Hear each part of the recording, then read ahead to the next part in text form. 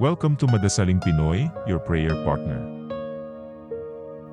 Ngayon ay Sabado ng ika-19 na linggo sa karaniwang panahon.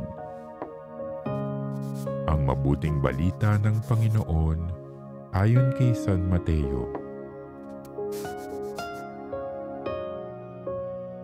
Noong panahong iyon, may nagdala ng mga bata kay Jesus upang hilinging ipatong niya sa mga ito ang kanyang kamay at ipanalangin.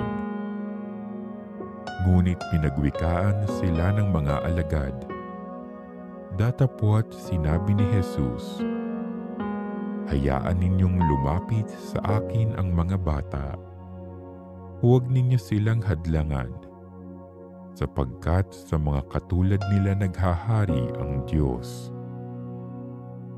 Ipinatong niya sa kanila ang kanyang kamay, saka umalis.